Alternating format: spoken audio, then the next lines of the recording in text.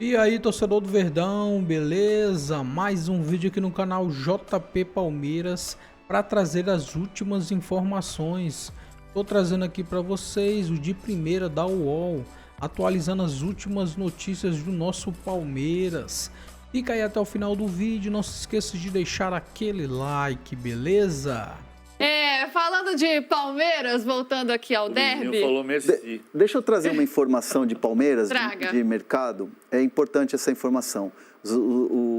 Tem muita notícia de GI, mercado italiano. Isso, notícia vinda da Itália e também alguns colegas aqui no Brasil. Eu conversei hoje com uma fonte do Palmeiras que me garantiu. Ele falou assim, André, pode cravar. Eu gosto dessa coisa, assim, porque é bem firmeza mesmo. Palmeiras não vende o GI. Palmeiras não tem interesse em vender o GI.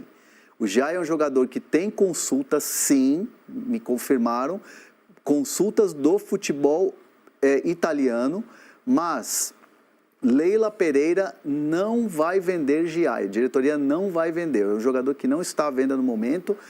Pode mandar proposta? Manda proposta. O Palmeiras não vai abrir negociação. E tá na mira, então. Tá na mira. Tá na mira. Falando ainda de Palmeiras, do derby e da polêmica que continua reverberando e repercutindo. O palmeirense ainda não esqueceu da questão polêmica da arbitragem, considera, né, que o gol foi anulado de forma errada. A linha ainda está torta, PVC, ou já desentortou a linha? Eu Não não consegui me convencer, consigo me convencer do impedimento nessa jogada, mas ok. Tá certo, Sim. eu só brincando com você, PVC. Mas o Palmeiras foi até a CBF, Hernan, com um ofício reclamando da arbitragem do derby? Foi. Mandou ontem, no fim da tarde. Eu até estava falando aqui no de primeira que me surpreenderia se fizesse um movimento, mas não. A presidente Leila estava enfurecida ontem, né? Foi um dia seguinte, assim, de muito... da direção do Palmeiras está muito incomodada com os desdobramentos, né? Com os lances. E claro, todo mundo acompanhando as notícias, os debates e tal. E como todo mundo estava debatendo esse lance, a gente ficou aqui mais de uma hora debatendo praticamente aqui o lance. Então isso fez com que a diretoria do Palmeiras tomasse uma atitude e a decisão foi fazer um ofício e mandar para a CBF, para a Comissão de Arbitragem, também para o presidente Samir Chaud.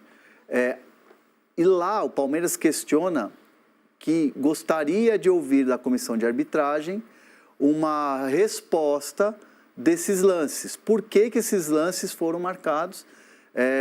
E pediu também para que tivesse ali uma resposta, um posicionamento dos árbitros, né? No caso do Wilton Pereira e também do Braulio da Silva Machado, árbitro que foi do VAR. Então o Palmeiras cobra e o Palmeiras entende que foi muito prejudicado, né? Então por isso, no final do dia, o Palmeiras redigiu um texto, redigiu um documento e enviou à CBF. Vai mudar alguma coisa? Não. Não vai mudar nada. Vai voltar atrás o jogo? Não vai voltar. Mas é aquela coisa que a gente sempre traz aqui. O Palmeiras entende que é importante esse posicionamento nos bastidores para acalmar o público interno, que aí é lá no clube, né? A região do tênis, que o PVC conhece muito bem. O tênis nem tanto. No tênis ali a galera é corneta. O tênis a turma do amendoim do clube. A turma do tênis apoia a Leila. Não apoia, mas eu digo, pressiona para ter posicionamento. Isso, a turma do amendoim, a turma do tênis, todos os corneteiros lá do... A turma do tênis é pescarmona. Toda a galera corneteira lá do Palmeiras cobra. E isso dá uma acalmada no bastidor. Pô, o Palmeiras se posicionou, está aqui. E, claro, também para o jogo da volta. Faz um efeito, querendo ou não. Dá aquela pressionada, né? Que já é aí um artifício que as diretorias costumam usar. Tem gente que acha legal, não gosta, tem gente que acha que é do jogo, enfim. E o Palmeiras se utilizando desta ferramenta, né? Para tentar pressionar a arbitragem pensando no jogo da volta. Aí põe na tela para a gente começar a entender essa parada. Olha aí, receita sem bilheteria, tá? 2019, 98 milhões e 600 mil. 2024, 240 milhões. 2025, projeção, 300 milhões. Caramba, número de shows em 2019, 15. Em 2024, 47. Público em 2024, jogos de futebol 800 mil, shows 1.700.000 pessoas. Patrocinadores, teve 4, 5, pulou para 13. Impressiona os números do Allianz Parque, Rodrigo Matos e Paulo Vinícius Coelho. Me conta, Rodrigo. Vamos lá. Coincidiu, né, na discussão que teve no meio de semana sobre o gramado sintético do Allianz, com o balanço que saiu divulgado pela Real Arenas, né, que é a dona do estádio, que é com essa receita do ano passado de 240 milhões e que projetada aí de 300 milhões. Então, fui conversar com eles para cavar mais os números, né? E aí vi que teve essa constatação de por que a comparação com 2019? Porque 2019 é pré-pandemia, né? Os anos de pandemia, 2020, 2021, você não pode fazer, obviamente, projeção ali de receita de evento, né? Porque não teve evento, né? Então, o que aconteceu depois, conversando ali com o CEO da Real Arenas, o Marcelo Frazão?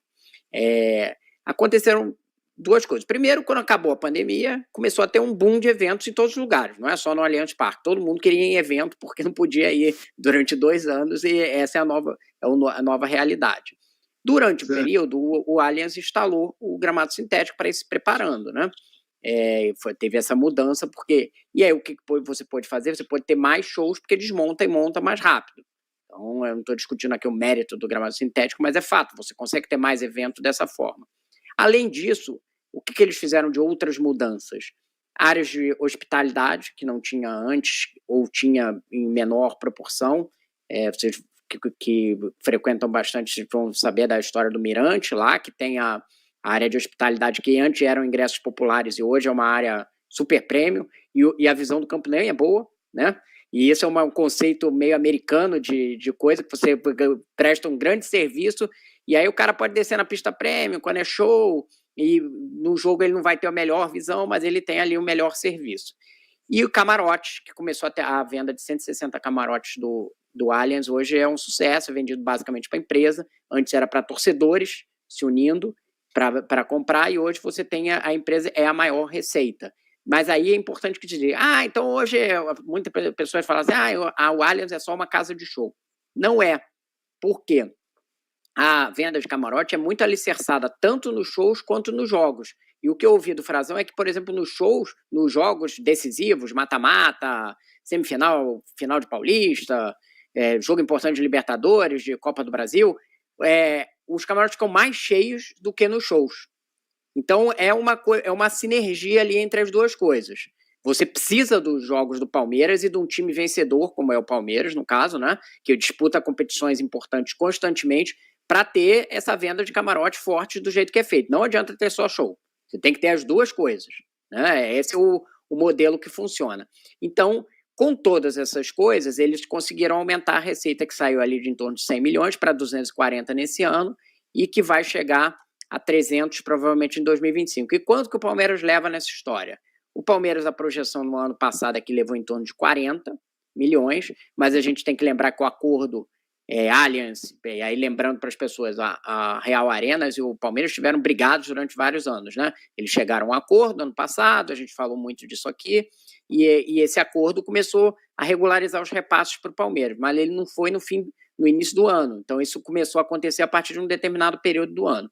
O Palmeiras recebeu um pouco mais de 40 milhões, e a projeção nesse ano é que receba em torno de 60 milhões, então é uma receita muito significativa, né? Eu fiz uma comparação aqui com o Corinthians, não é para a gente ficar nessa bobagem de o meu é melhor, não é isso, é só para comparar os modelos de negócio, né? As bilheterias dos dois clubes são muito parecidas, apesar até do Palmeiras ter jogos mais importantes, né? Então, o preço de ingresso, essas coisas não tem muita diferença. Mas aí você vê a dívida, o Corinthians tem um serviço de dívida alto, tem que pagar 670 milhões, o Palmeiras tem 0. O pagamento de empréstimo do Corinthians gira, às vezes, aí eu botei 80 e 100, mas às vezes 70 e 100, dependendo do ano ali, tá pagando juros ainda, né? Eu ia começar a pagar o principal agora, e o Palmeiras não tem que pagar nada, e o Palmeiras tem essa receita extra, porque seu estádio gera muita receita extra. No balanço do Corinthians está dito que as receitas extras, que tem também, né? Camarote, eventos, tem em menor número do que o Allianz, elas são usadas para custeio da manutenção da Neoquímica, que nesse caso fica toda na conta da Real Arenas, né? O Palmeiras não tem que pagar pela manutenção, ele recebe um extra ali dessa receita extra. Então, assim, se sob o ponto de vista esportivo, a gente vê um gramado muito mais bonito lá na Neoquímica e que entrega um resultado muito mais para o time, um campo melhor, sob o ponto de vista financeiro não tem nem muita discussão, porque a diferença chega a 150 milhões, 160 milhões por ano entre os dois times, ali de arrecadação, porque aí você tira isso da bilheteria. A bilheteria eles vão ter parecidos, porque cada um tira 2/3 aí desse valor em geral, que é o que sobra de líquido, mas assim, nas outras partes, a vantagem financeira para o Palmeiras é significativa. Pois é, PVC, e essa é uma das vertentes, né, que o Palmeiras tem de arrecadação, e lembrando que já passaram 10 anos e mais um pouquinho, né? Daqui, o contrato termina daqui 20 anos e o Palmeiras, em tese não, vai ter o direito de explorar a superfície completamente. Hoje dá para dizer que foi um grande negócio, PVC, ou acho que está claro, né? Eu acho que está claro que era um grande negócio desde o início, embora no período da crise a Leila dissesse que o Allianz Parque era o Coliseu, estava a piscina na época em reforma fazia quase 2 anos, e o estádio, o que tem de probleminha ali de manutenção, no fundo, é a parte da imprensa, que é responsabilidade do Palmeiras, não da W Torre, né? Quando quebra tomada, quando quebra cabo de rede, é o Palmeiras que tem que corrigir isso pelo contrato. É claro que você tem... Eu não concordo muito nem com quando o Grêmio diz agora a arena é nossa. A arena é do Grêmio, né? Tanto que o nome do estádio é Arena do Grêmio. O Marcelo Marques comprou a gestão. E o Palmeiras tem um acordo de que a gestão é da W Torre. Quando terminar o acordo de 20 anos, se você tiver uma boa negociação com a W Torre, ou com o Allianz, ou com o que quer que seja, você pode até entregar um contrato de gestão para alguém gerenciar para você e fazer um novo contrato. Porque te dá lucro nesse momento. Assim, você faz, à medida em que passam 5 anos, passa de 10 anos, foi o ponto que o Marcelo Frazão, citado agora pelo Rodrigo, foi importantíssimo nessa negociação com o Palmeiras, porque ele chegou para o Palmeiras e disse, olha só, a gente sabe que tem uma dívida e a gente vai resolver essa questão da dívida. Mas, por enquanto, vamos tentar solucionar o que tem para frente, e eu me comprometo a pagar todo mês o que tem para frente. Aí você arregala o olho e fala assim, pô, mas são 60 milhões? Então eu quero. E aí começou a pagar e melhorou a relação, e aí foi negociar, sentou na mesa de negociação e fechou. Então agora eu vou te pagar o que ficou para trás. E resolveu. E subitamente o Allianz Parque deixou de ser o Coliseu e deixou de ter um processo de apropriação indébita, porque não havia apropriação indébita. Tem um contrato que foi um contrato formatado justamente com tudo na vida tem perdas e ganhos. Você entrega a administração, a gestão do estádio, você entrega o direito de superfície, em compensação, você não tem dívida nenhuma. Então, é o grande negócio, é a solução, porque você tem um negócio... E aí tem alguns eventos que o Rodrigo está citando, da questão central que ele tocou, mas, por exemplo, eventos do governo, que não havia ali. O ano passado teve o Acredita, que era um movimento do governo federal que utilizou o Allianz Parque para fazer esse movimento. O que tem um pecadilho agora, que tem que arrumar a questão do gramado, e quando se surgir a Liga, decidir que tem que ter gramado natural, vai ter que voltar para o gramado natural e vai ter que criar soluções para isso. Esse é um ponto. E o outro ponto no ano passado, por causa da crise do gramado, houve apenas 25 partidas. Se o Palmeiras tivesse classificado nas oitavas de final, para as quartas de final da Libertadores, seriam mais 2. Se não tivesse a paralisação para a reforma do gramado, seriam mais 5. Então, podia ter chegado a 32, podia ter chegado a 37, se tivesse chegado até a decisão da Libertadores. Mas foram 47 eventos, mais o Réveillon. Porque depois de fechar a conta dos 47 eventos, fechou o acordo com a igreja, que fez o Réveillon. Não vou nominar a igreja, mas assim, houve o Réveillon da igreja no dia 31 de dezembro, que é um evento que pode se repetir neste ano. E que pode ser um problema, porque é provável, a W Torre ainda trabalha com o fato de que o gramado está nas condições exigidas pela FIFA, e entende que o gramado sintético, né, com a particularidade de ser sintético, que ele pode ter camadas ainda de cortiça que vão melhorar o gramado em relação ao que o Abel Ferreira falou semana passada, mas se cogita sim parar o estádio em janeiro do ano que vem, depois do fim dos eventos, para troca do gramado. E isso tem que ser depois do Réveillon, porque não está fechado o contrato, mas pode ter o Réveillon de novo nesse ano, como teve no dia 31 de dezembro do ano passado. Muito bem. Fala, Se você Rodrigo. quiser, eu posso complementar aqui as informações sobre o gramado que eu tive, assim, aí numa apuração à parte até disso. Primeiro, complementando aqui do negócio, tem uma publicação internacional que deu o Allianz como o segundo estádio com maior público de show no mundo, ano passado. Ficou atrás de uma arena mexicana, foi o que o pessoal me passou. E aí, mas eu acho que tem essa questão que o PVC está falando, e que você vai ter que começar a ter um equilíbrio dentro o efeito esportivo para o Palmeiras e esse negócio que é muito bom, né? Tanto para o Palmeiras quanto para a Real Arenas, né? E aí a gente entra na questão do gramado, que eu apurei um pouco a parte também, complementando o que o PVC falou. A validade do gramado é até 2027, né? E sim, tem essa avaliação de que atende todos os parâmetros da FIFA e tal, não sei o quê. Mas tá claro que não tá bom, né?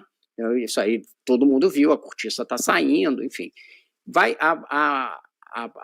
Dentro da Real Arenas, a ideia é que vai ter que trocar em 2025 ou 2026, em algum momento. Esse momento vai ser discutido com o Palmeiras. Agora, como tem essa paz, vai ser discutido tanto do seu ponto de vista de show, quanto do seu ponto de vista de jogo, que você vai ter que trocar.